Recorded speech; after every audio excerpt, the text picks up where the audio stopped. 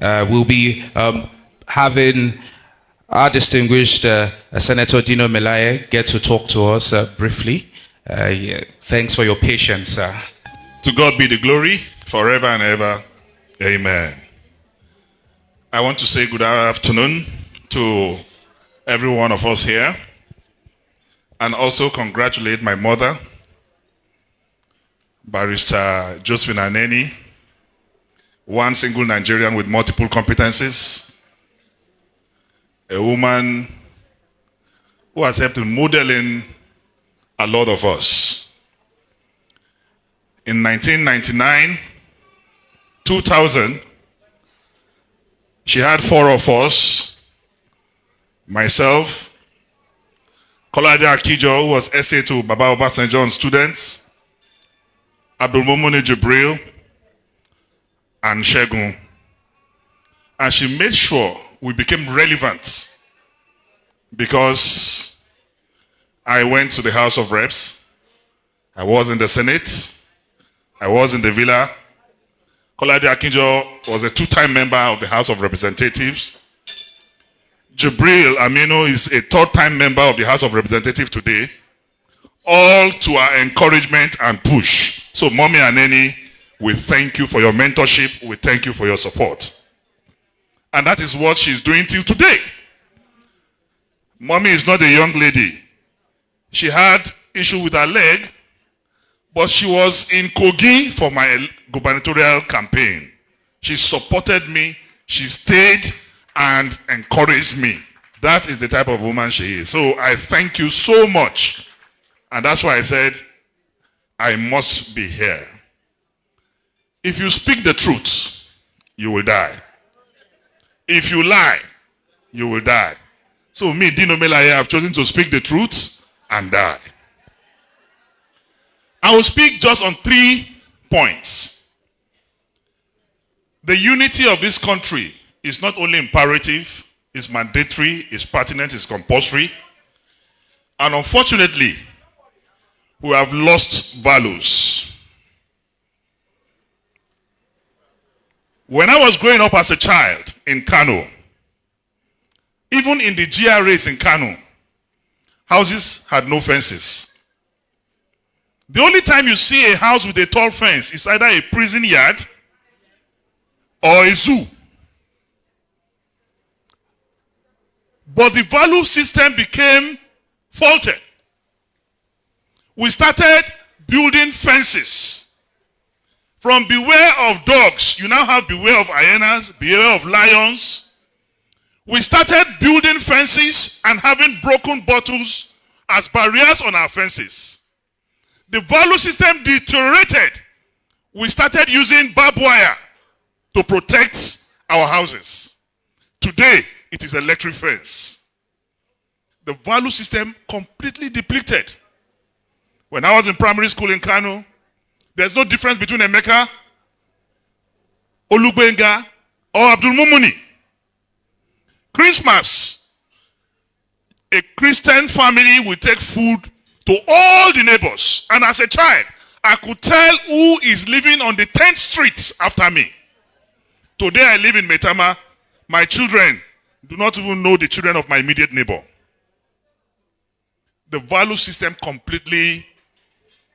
We have become so ethnic conscious that you go to a general hospital today in this country. The hospital card you are going to fill, there's a column for religion. There's a column for local government. There's a column for tribe. How will that facilitate your recovery? We have become so ethnic conscious as a people. So we must work assiduously on the unity of this country. When I was in the House, I was in the Senate, I moved a bill that instead of having state of origin, we should have state of residence. Because that will definitely unite us as a people. Wherever you reside is your state. And that is what is happening today in the United States of America. That's why Clinton could become governor in Nkata, and the wife was a senator in New York. And it will help to unify us as a people. But I want to announce to you that that bill was not seconded. Any seconder.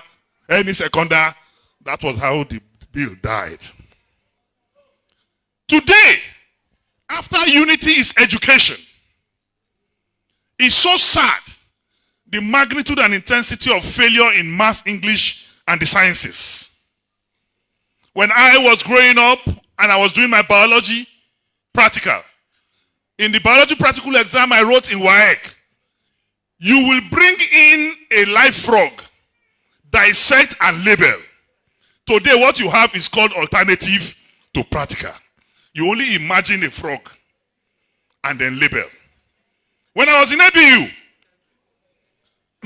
in the early 90s, medical students, each medical student have one cadaver. Cadaver is dead body to himself, to mutilate, to open, to check. Today they bring 100 students, medical students together. They give them one cadaver. That if you open here, this is what you are going to see. You go to our science laboratory in secondary schools, you can't find litmus paper. Litmus paper, you can't find it again. Our education is completely in shambles. Our national orientation or social orientation is social studies. And it teaches you about Jaja of Okpobo, Awolowo of Western Nigeria, Azikiwe of Eastern Nigeria, and Sardauna of Northern Nigeria. Even as a child, you are already indoctrinated with ethnic consciousness. Nothing like moral philosophy, civic education, nationalism, patriotism that will build us together as a people. So that is why I think flesh and blood did not reveal the theme of this conference. It is very apt. Without reorientation, we cannot get anywhere. And finally, the youth of this country, you must wake up from your slumber. The youth is the most important component of any society. And that age bracket is extremely special. Our Lord Jesus Christ lived 33 years.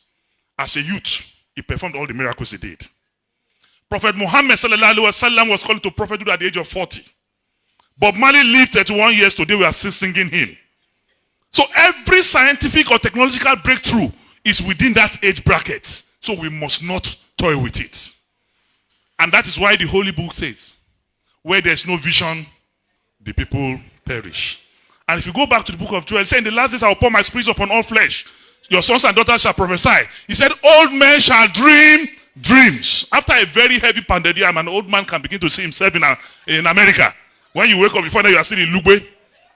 He said, but young men shall see vision. If you juxtapose young men seeing vision, and where there's no vision, the people perish, you know that the future of this country is in the hands of the youth. Assalamu alaikum. Thank you so very much. As always. In the heart of the city where stories unfold, Judging Media TV shining bright and bold, bringing news from the corners of the globe, connects us together, no matter the road.